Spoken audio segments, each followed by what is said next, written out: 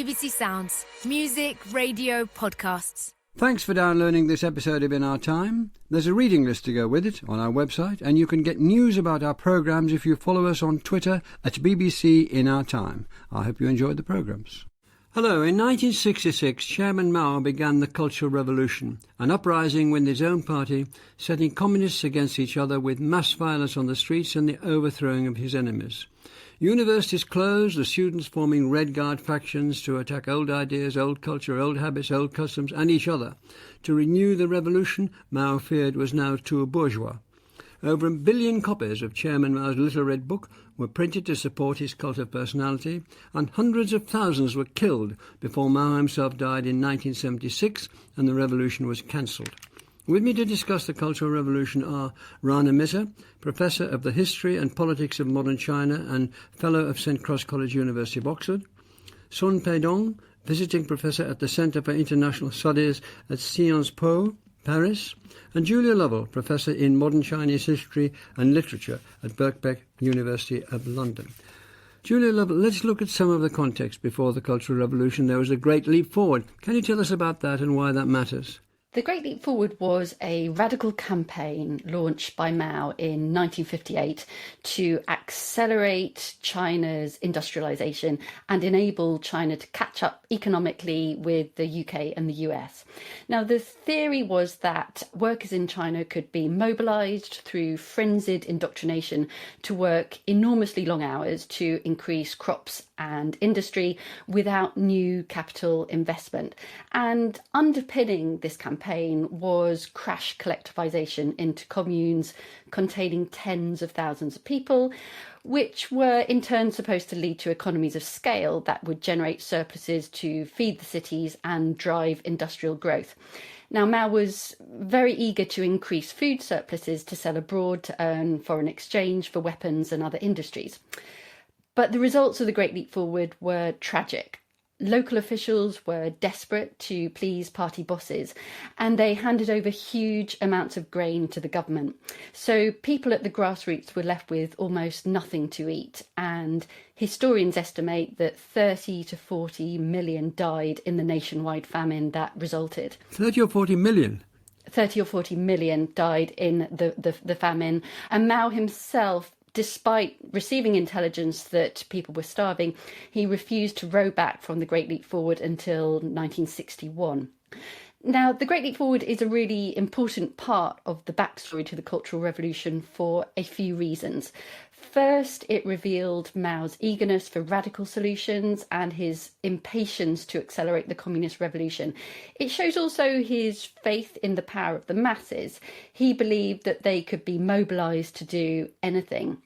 And third, after the Chinese Communist Party, the CCP, and Mao had to acknowledge the famine in 1961, Mao took a backseat from day-to-day running of the country, and two of his close comrades, Liu Shaoqi and Deng Xiaoping, took over economic policy, and they allowed a partial return to private farming and markets, the kind of economic solutions that Mao hated. But Mao was plotting a comeback, and the Cultural Revolution is that comeback. There's one more question I want to ask you. Does Russia play a part in this at all? It's the communist neighbour of China, the two great communist states. Does Russia play a part in this? Relations with the Soviet Union are another vital part of the context of the Cultural Revolution, because Mao saw the Cultural Revolution as crucial for the success not only of China's communist revolution, but also of global revolution. And naturally, his attitude to the Soviet Union shaped his view. Up to about 1956, the Soviet Union was a key ally to the People's Republic of China, the PRC. But after that, the two states moved apart till they became bitter enemies. When was that? His quarrel was with the way that Nikita Khrushchev, Stalin's successor, denounced Stalin's tyranny in the secret speech of February 1956. So the relationship begins to fall apart from then on. There were two things in particular that Mao disliked about de-Stalinisation. One was Khrushchev's repudiation of the personality cult around Stalin, and the other thing Mao hated was Khrushchev's denunciation of Stalin's radical collectivization through coercion and terror of the late 1920s. This was a policy that Mao would copy in the Great Leap Forward. And Khrushchev also changed Soviet foreign policy. He moved it towards so-called peaceful coexistence with the US. So Mao hated all this and he called the Soviets revisionists. Rana, a minute. What was the status of Mao Zedong in the early 1960s, and was it changing and how was it changing? In retrospect, we can see that the early 1960s mark several moments when Mao clearly felt himself to be sidelined by his colleagues in the CCP, in the Chinese Communist Party, and was moving to place himself back at the forefront of Chinese politics. Because the Great Leap Forward, as Julia has said, was such a disaster, so many deaths, and the policy was essentially reversed, and China even brought back a certain amount of semi-capitalist markets, or at least that's the way that Mao would have seen it under the leadership of Liu Shaoqi and Deng Xiaoping. They basically wanted to put Mao out to a ceremonial position, but one where he couldn't actually interfere with direct politics very much anymore, and he basically wasn't having any of it. So in 1962, he launched something called the Socialist Education Campaign, which was meant to be a sort of ideological revival, basically getting to the youth of the country, getting to the workers of the country, telling them that the values of socialism were something that really had to be valued and that they should learn from various texts and that they should put them into practice in their everyday lives.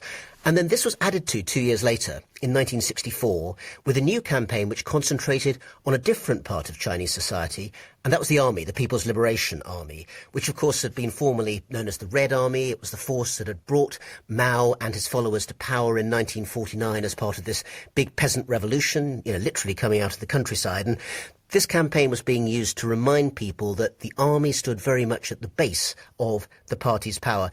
As part of that, the party also did quite a lot of propaganda work to create new, attractive, charismatic characters who people could fall behind. And one who became very famous and even turns up now and then in Chinese propaganda today was a man named Lei Feng, who was a model soldier who basically, it was said that he had been killed in an accident at work. And after he died, they claimed they'd found his diary, which was filled, every single day of it was filled with praise of Chairman Mao, and they put forward Lei Feng as the example of a model worker who really was the kind of dedicated communist who everyone else should aspire to be. He was nicknamed the rustless screw because, he kept turning without having any sign of slowing down. And this was promoted by the defense minister at the time, a man called Lin Biao, who would later become very important in the Cultural Revolution. But he was very much behind Mao. He did not want Mao to be sidelined. So he was happy to help Mao with this education campaign in the army. And then there's a final turning point, which in retrospect I think we can see as the moment that the Cultural Revolution was really being primed to begin. And that happened on the 10th of November, 1965. Mao found that he was unable to get his own messages about the need for a much more ideological turn to society in the newspapers in Beijing, the capital, because basically the other leaders were trying to stop him from actually saying anything about this. So in Shanghai, the other major city of China, he managed to get a review of a play called Hairui Dismissed from Office. Many people, including Mao, felt this was a sideways reference to a man named Peng Dehuai, the previous defense minister before Lin Biao, who had dared to tell Mao the truth about what was happening during that horrific Great Leap Forward famine and had been sacked for his troubles. And basically, by taking up this play and doing a savagely negative review of it, Mao and his followers were saying that this kind of ideological revisionism would no longer be permitted. So that theatrical review actually marked the beginning of a major political event. And does it mark the beginning of the cult of personality of Mao, which became massive? This is something that did not begin just in the Cultural Revolution. Mao's prime status in Chinese communism as this key figure is something that actually emerges quite early on, actually even during World War II, when the Chinese Communist Party was based at Yan'an in these sort of cave dwellings in northwest China away from the Japanese. But it doesn't really take off in a major way, in which Mao moves from being, first among equals, as you might say, to being this towering, really religiously godlike figure. And it was these moves in the early 1960s that put together that personality cult. Thank you.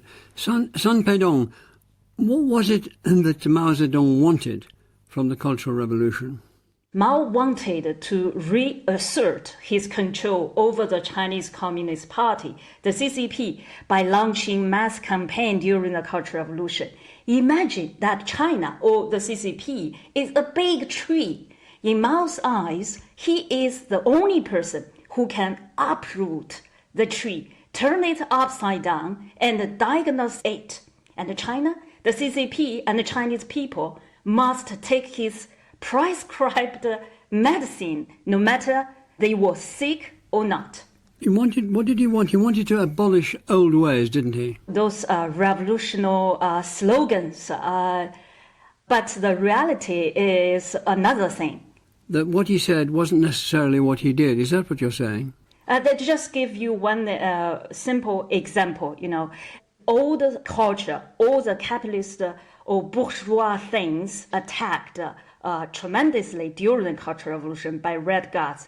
But actually, Mao himself and his wife, they watched Hollywood movies during the Cultural Revolution very frequently. When would they know people when they might be saying something wrong in the eyes of the revolution? People could never know. This is exactly the art of communist revolutions, including the Cultural Revolution. I mean, uncertainties by design, massive violence and terror are secret weapons of the communist revolution.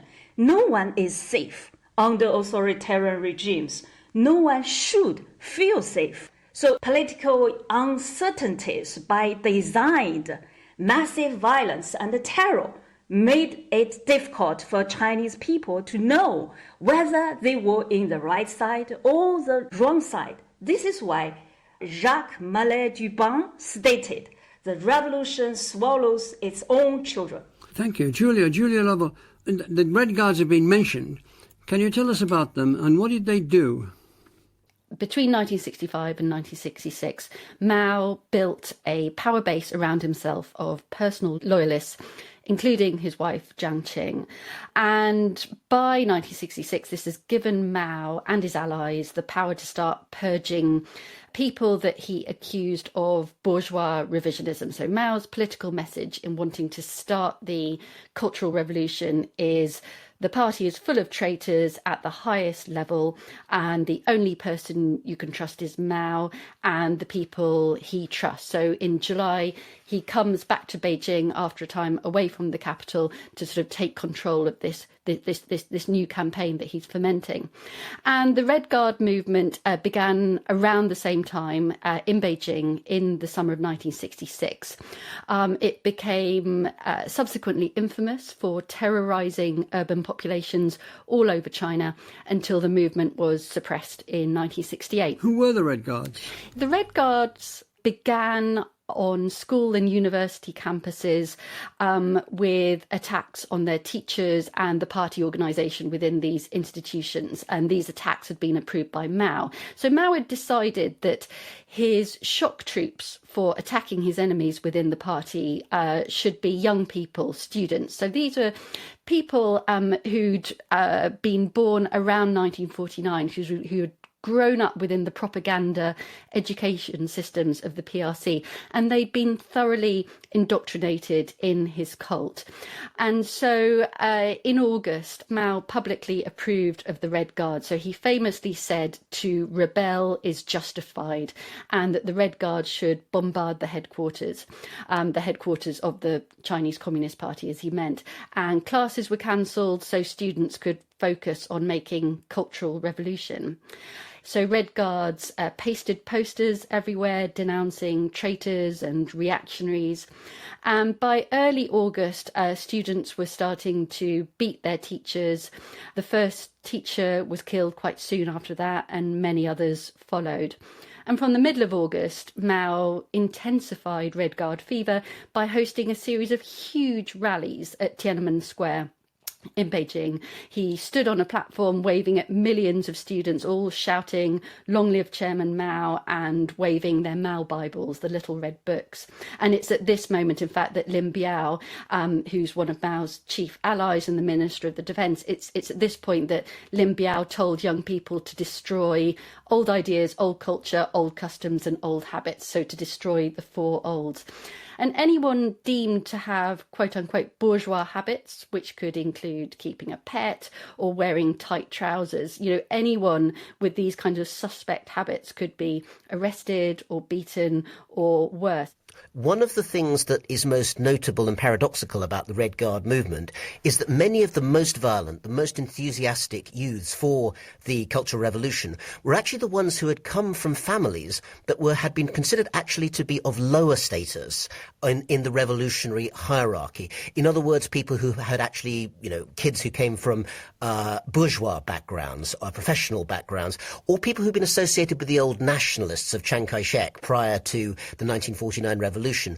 And the reason for that, actually, if one thinks about it, is somewhat logical, because in the first 17 years of the revolution, those people had been told that they did not have the right kind of red revolutionary credentials.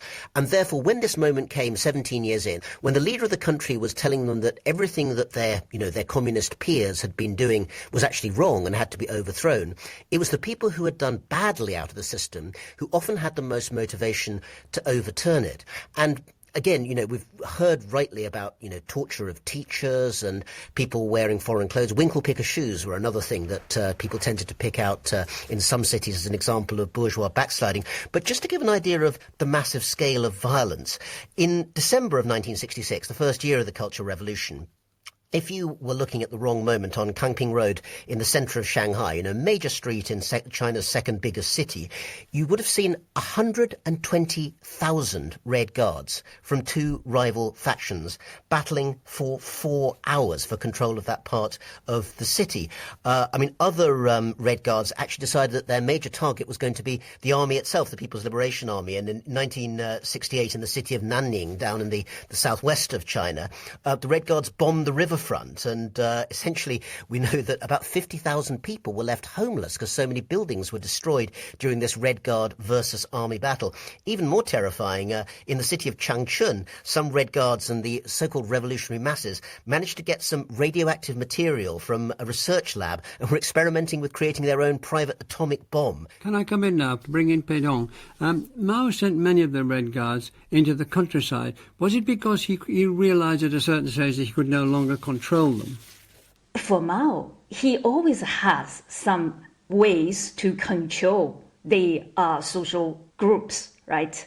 Actually, the Red Guards were part of the educated youth generation who was sent down by Chairman Mao to the countryside in the 1960s and 70s. And what did he hope to achieve by that, Pedong? He said, those kids, they knew very little or nothing about the reality of the whole society. And they made chaos in big cities. Now it's the time to send them to the countryside and learn from their folks who carried out the hard labor works in the countryside.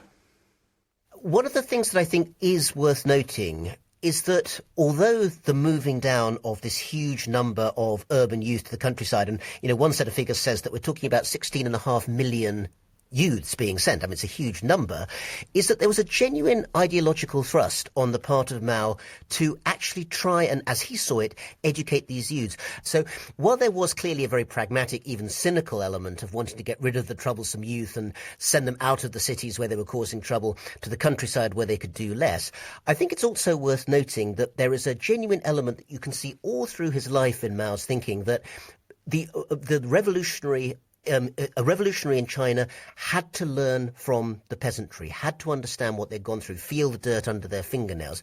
Of course, this was actually in some ways more aspiration than reality, because sending a load of quite soft city youths to the countryside, most of them actually ended up hating it, and most of them were not actually very good at any of the agricultural tasks they were sent to do. It is not easy for those urban youths to cope with this set-down movement. You can imagine a 13-year-old British kid named Elsa of London who was sent to a remote village. She didn't know how to cook. She didn't have any idea of how to wash clothes without washing machines or anyone's help. She didn't like local food, which were totally different from what she used to eat. She had to carry out hard manual labor, which she had never done in her previous life. She loved reading, but except Mao's Little Red Book and other communist revolution works, she could barely get access to reading materials in her leisure time. She would never go back to city if she married a local person. The risk of being harassed or even raped by local quarters and countrymen was always part of her everyday life. So he starts the Cultural Revolution, sends a lot of the red guys, after a year or two, sends a lot of the red guys to countryside. A lot of them can't cope, don't like it. Slaughters are going on in the cities. Where is he with this Cultural Revolution? How's it going? One of the striking features of this first 2 years of the Cultural Revolution is that Mao knows how to destroy, but he doesn't necessarily know how to build something in the place of what he has destroyed. And what comes through in his own utterances and actions and the kinds of support that he gives to different actors within the Cultural Revolution in this early period is he really does not seem to have thought through the implications of many of his actions. A good example of this is that the Red Guard movement and the rebellion spreads to Shanghai in the autumn-winter of 1966. And in 1967, there's this famous, early 1967, there's this famous overthrowing of the party government in Shanghai. And in its place is founded the so-called Shanghai Commune, so named after the famous Paris Commune of the late 19th century. And Mao, although in theory, this is the kind of realization of the kind of mass democracy, mobilization of the masses that Mao seems to have wanted in the summer of 1966, he's actually horrified because he sees that this action is going to completely invalidate the disciplined, militarized party organization that, of course, he spent his whole life working to build. And he says in this very anguished way, you know, I don't care if the party in charge is the nationalist or a religious sect or the Communist Party, but there has to be a party of some sort. Can I come to you on something else, Ronna? How was this having an effect, or was it having an effect outside China? The 1968 was the year of protests around the Western world. Where was Russia and all this? Can you give us a pencil sketch of what effect this had on the rest of the world, if any? The Cultural Revolution in China was actually something that attracted huge attention all around the world. And, you know, everywhere from the streets of Paris, where you had, pictures of Chairman Mao being held up by students. Also, Berkeley in California was another place where people looked at this. But the issue was that people didn't really understand in any detail what was going on at the grassroots in the Cultural Revolution, because, of course, very few people could get into China, and most of those were not the kind of people who would be involved in those sorts of student demonstrations. So on the one hand, you had all sorts of people, you know, radicals, particularly in Western capitals, who were becoming increasingly impatient with what they saw as the constraints of their own bourgeois societies, and saw Mao as very different from, you know, the Soviets, who, of course, were also opposed to Western capitalism, but were seen as stolid and kind of neo-imperialists in their own way because they were controlling Eastern Europe. And Mao seemed like a much more sort of radical and refreshing character from the point of view of those observers. On the other side, we also now know that diplomatic missions, and there were some in China at that time, were becoming increasingly alarmed at what they saw. I mean, this was the era when the small British mission in Beijing was essentially besieged during that time, and actually part of it was burnt down to the ground. And the Soviets, who, of course, were no longer allied to the Chinese, as Julia was saying earlier, but still maintained a diplomatic presence, a small one in Beijing, found themselves, you know, basically being insulted, even, I think, having things thrown at them when when they went through the streets of Beijing, and all of this got back to Moscow, got back to the major capitals, and people found themselves essentially saying, we have no idea what's going on. Because the Cultural Revolution was, and I think in some ways remains, politically unique. It's a political event unlike any other that's happened in any other communist society, and at the time, the rest of the world found it exciting, or it found it terrifying, but it found it, above all, baffling to interpret. Pedon, can I like to ask you, in 1971, Lin Biao was killed in an air crash. Why was that important? Oh, that's for many educated youth or the ordinary Chinese people. That accident was a big political signal which told them that the revolutionary promise was not there. Because they knew very well before the crash of Lin Biao in 1971, everyone knew Lin Biao was Chairman Mao's successor and the most friendly friend within the Chinese Communist Party system. But he became a traitor that make people realize that what they knew about the revolution was not true. So do you think, to come back to you, Julia, for a moment, do you think that Lin Biao was killed in an air crash? Was that deliberate? It's absolutely right that Lin Biao is one of Mao's key allies in launching the Cultural Revolution. He has a really important role to play also in building the Mao cult in the early 1960s. After all, he's the one who creates and edits the Mao Bible, the little red book. And he becomes Mao's second in command in July 1966. And he's the one who really ousts Liu Shaoqi as Mao's sort of heir apparent. But it seems to be that sort of by 1969, Mao has begun to distrust Lin Biao. We think because of Lin's power over the army, it's really important to point out that despite Mao's utopian idea about the Cultural Revolution as mass democracy, actually the most important political upshot of the Cultural Revolution by 1969 is the strengthening of the military. So by this point, China has effectively become a military dictatorship. So Lin, being Minister of Defense, being head of the army, has a huge amount of power. So trust was breaking down between Mao and Lin by the early 1970s.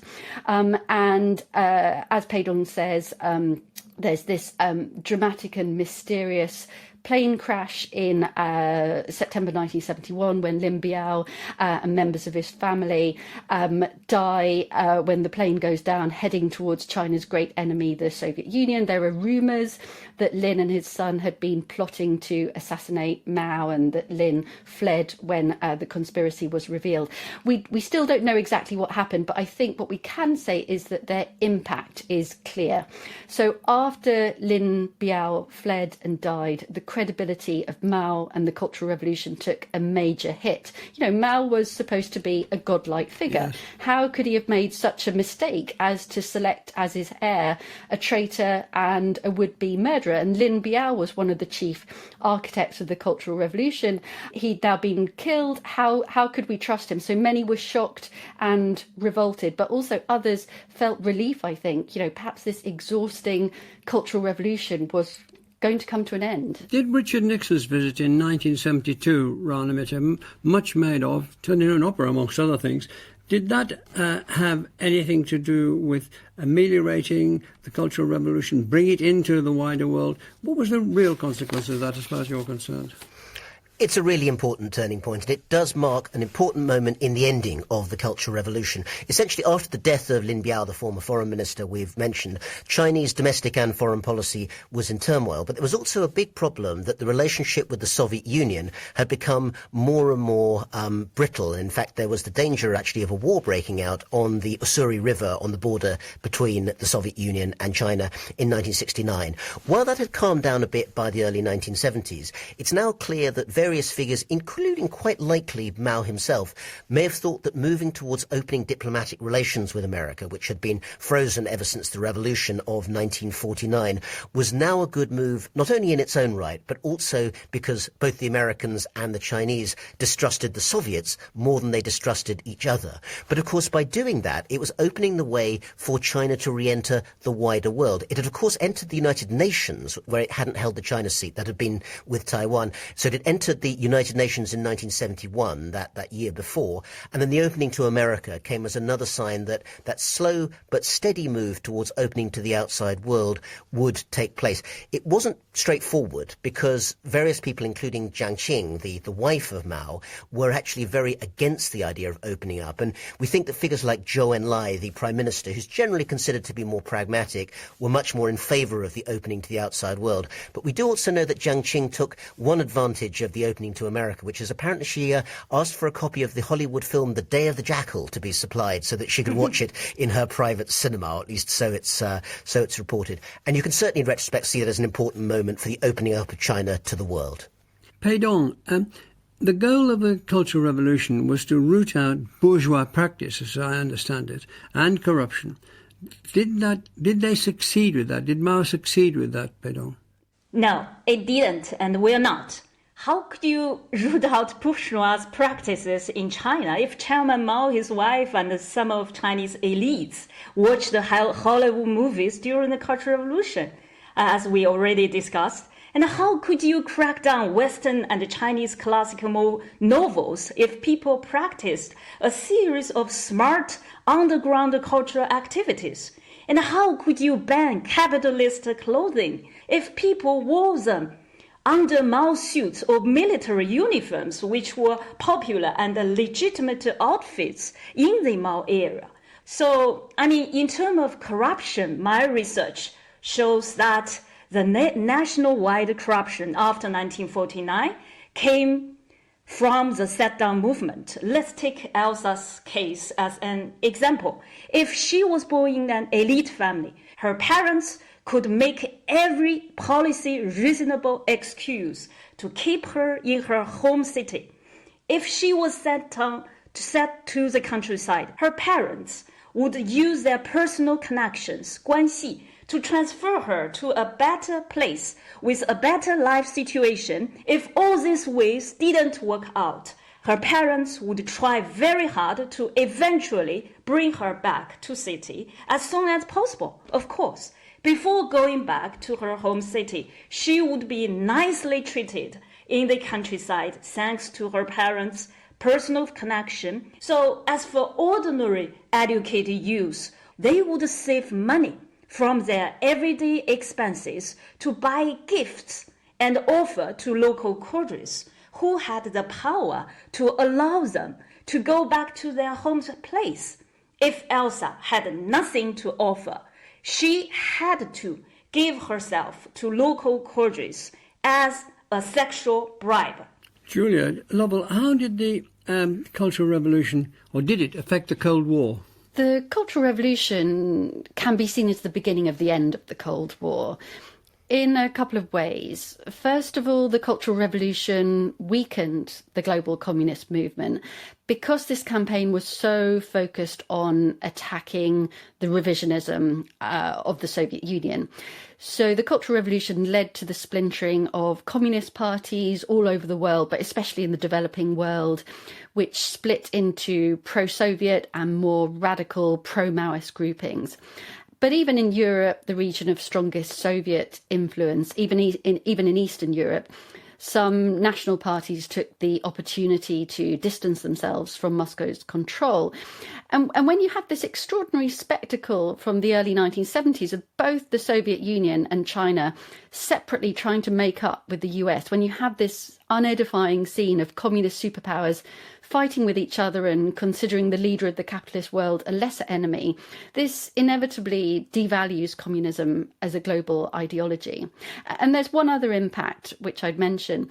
The Chinese under Mao through the 1960s denounced the Soviets for compromising with the US. They accused the Soviets of being the servants of imperialism.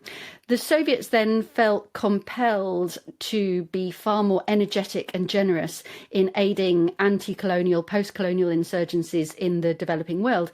And you could argue that Soviet aid budgets then become very overstretched at the expense of the domestic economy back in the Soviet Union, and dissatisfaction at the failings of the domestic economy in the 1980s severely weakened the Soviet regime at home in the run-up to the communist collapse between 89 and 91. So there's a long-range impact too. Rana, how is the Cultural Revolution seen now in China?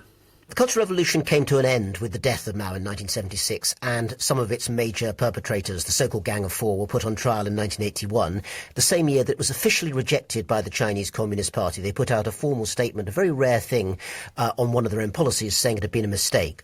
But now, more than 40 years later, I think there's an ambivalence in China about it. Very large numbers of people, particularly those who are in the middle classes and, what Mao would have called the bourgeois, see it as the most horrific time in recent Chinese memory. If they're old enough to remember it, then, I've heard plenty of people. One friend of mine has basically told me about how the house that she lives in is next door to the one that essentially her grandfather was picked up by, guards and taken away, and she never saw him again in 1968. So that's a commonplace in the collective memories of many families.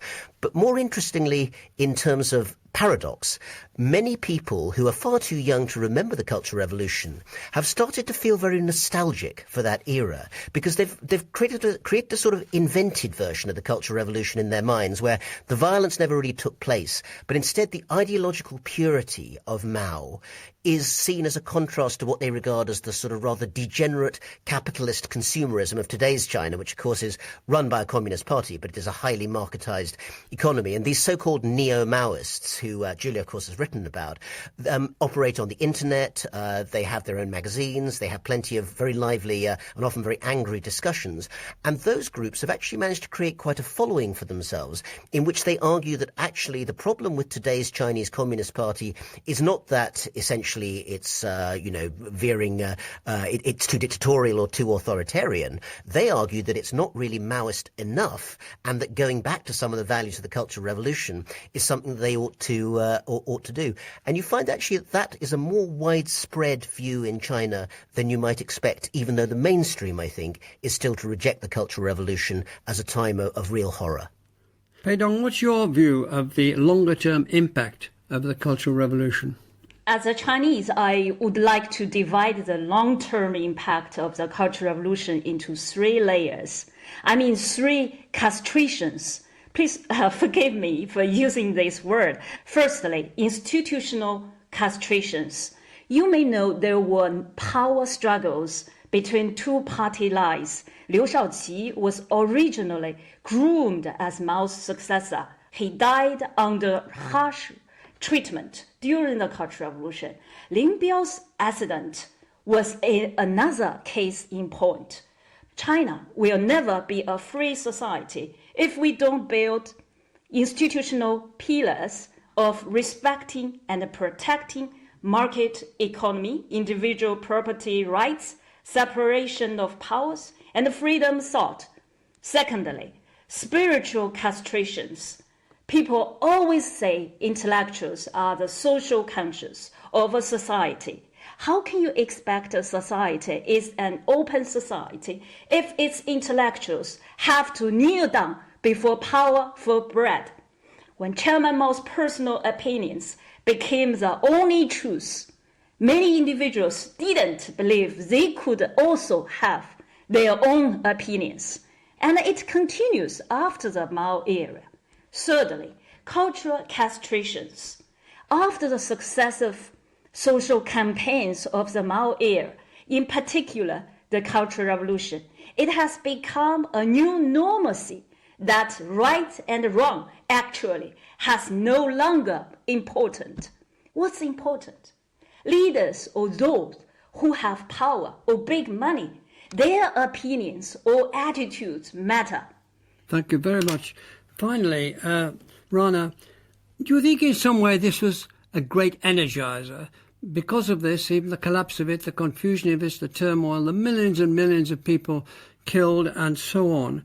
Just a couple of generations on, really, there we go. It's this enormous, in economic terms, empire.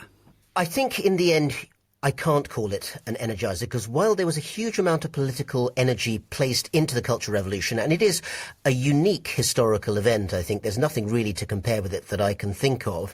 The level of destruction, both in terms of people's lives, I mean, you know, more than 1.5 million, maybe more like 2 million who were killed, and something close to 30 million being persecuted during that time. So the energy was being turned in an almost entirely malevolent direction, I think, particularly on the bourgeois side. And the other reason I would say is that one legacy of the Cultural Revolution has been a politics which we see today in China, which is terrified above anything else of mobilization from below. People sometimes accuse the current Chinese Communist Party of wanting to bring back Maoism. I don't think that's really true, but one of the elements that they definitely don't want to bring back is that idea that you might stir up the masses, stir up the students, stir up the workers, and get them, you know, essentially rioting in the streets. And the level of control in Chinese politics today, I think, is in some ways the longest and most severe reaction to the era of the Cultural Revolution. So if anything, I would say that the Cultural Revolution in the long term has been a damper of political energy. It has not been an enabler of it. Finally then, Julia, would you agree with that? I would also add that the Cultural Revolution, for example, in economic terms, serves as a negative example within post-Mao China. I once had a conversation with a former Red Guard who later became a diplomat in the post-Mao Ministry of Foreign Affairs Corps, and he said to me that, you know, to understand how China comes out of the Cultural Revolution, China has a saying that things turn into their opposite when they reach an extreme, i.e. that the Cultural Revolution expressed to many Chinese people the bankruptcy of the idea of absolute political puritanism, this idea of absolute egalitarianism of economic outcome that Mao so fetishized.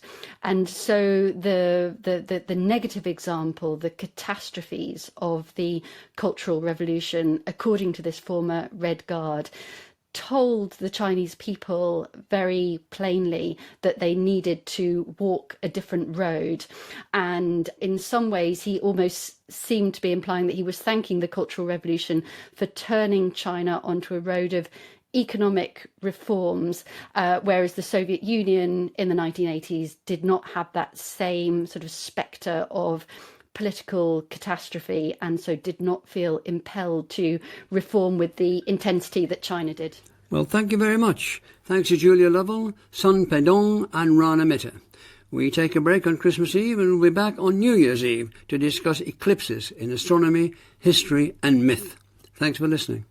And the In Our Time podcast gets some extra time now with a few minutes of bonus material from Melvin and his guests. Anything that was not said that you would like to have been said? I'd add one sort of element. I think it was just because we had to slightly skate over the second half of the Cultural Revolution to get to the end. In a sense, it's not the one where the showy stuff happens. You know, the Red Guards is really what you might call the marquee element of the Cultural Revolution. But actually, the number of deaths in the second part, from 1969 to 76, when the People's Liberation Army are really in charge of China, actually sees, you know, more deaths and more destruction in some ways than even the Red Guard phase. And Deng Xiaoping, you know, who's thought of at least as in the later period as this great moderate, actually shows a really kind of savage hand at that time. He's put in charge of part of China in 1975, and when, you know, there's a small village in Yunnan which rises up against his rule, he basically sends in the troops and shoots, 1,500 people dead. So if you're wondering where Tiananmen Square 1989 came from, actually looking at Deng Xiaoping back in 1975 in the Cultural Revolution is quite a good place to see, the beginning of some of that horrific experience. Julia? I'd say a few words about the impact on China's economy, because the Cultural Revolution really transformed the economy. That's what I was trying to get at in a rather clumsy way when I said, did it energise it? It was the economy around Shanghai. But still, as long as you bring it to bear on this, it'll get out all the same. Could you talk about that? Well, as you would expect, a huge amount of political chaos is very destabilizing to industrial and agricultural production, which in the most turbulent phases of the Cultural Revolution decreases by about 10%. But there's an even bigger sort of physical impact on the economy. So in 1964, as part of Mao's ongoing war with the Soviets and the Americans, he starts to argue very seriously that the Soviets and Americans are about to bomb China, and that China needs to protect its industry, which is at that point very much centred in the developed East. So factories on the East Coast were told to pack up and rebuild in the poor, isolated west of the country. And so between 1966 and 1975, the so-called Third Front, which is what this project is called, swallowed up almost half of national investment. And economists broadly agree that this was a huge misuse of capital. And one economist has argued that industrial output was up to 15% below what it would have been in the 1980s if the Third Front, which of course was driven by political considerations, hadn't happened. But you also get at that time, at the beginning of the 1970s, the beginnings of the market economy. And people tend to use a shorthand that China's market economy sort of emerged in 1978, when Deng Xiaoping took over China. But actually, we know that Zhou Enlai, the Prime Minister, was sort of turning either a blind eye or at least a sort of benevolent smile towards the emergence of particularly agricultural markets by the early 70s, simply because actually the planned economy wasn't working. And the experience of the Great Leap Forward, which we started with, reminded people that starvation was a real possibility and that somehow people had to be fed and that markets were one way to do that. So China's market revolution, which changes the world, actually begins during the Cultural Revolution itself. I would like to say a few words about the Western youth who identified themselves with the Red Guard and Mao in the 68. So I think, the issue lies not in the phenomenon itself, but beyond it. And it has been long in the making. When things become bad, when social problems and conflicts turn critical, people tend to search and find new resources, not only from their own history, but also from exterior. This was part of the story of revolutionary identification with the Cultural Revolution in the turbulent 1968 in many Western countries. However, our Chinese proverb has well said, mirror flower, water moon, meaning flower in the mirror, moon on the water. You can feel the huge tension between imagined China and the real China. In 1974, Roland Barthes traveled in China as part of a small delegation of distinguished leftist French philosophers and literary figures. They arrived in China just as the last stage of the Cultural Revolution was getting underway. Poor Roland, he was honest about what he saw in China. Thank you very much indeed. Thank you, Julia. Thank you, Pedong. Thank you, Rana. And I hope you enjoy what you hear when it comes on air. In Our Time with Melvyn Bragg is produced by Simon Tillotson. Hello, Louis Theroux here. And I just wanted to hijack this podcast to tell you that I'm back with another series of my podcast, Grounded with Louis Theroux. In case you hadn't noticed, COVID hasn't gone away, and because of travel restrictions, neither have I. So I've rounded up the likes of Michaela Cole, Frankie Boyle, Oliver Stone, Sia, and FKA Twigs for another set of eclectic and thought-provoking conversations. Yes, I'm still grounded, with me, Louis Theroux. Available on BBC Sounds.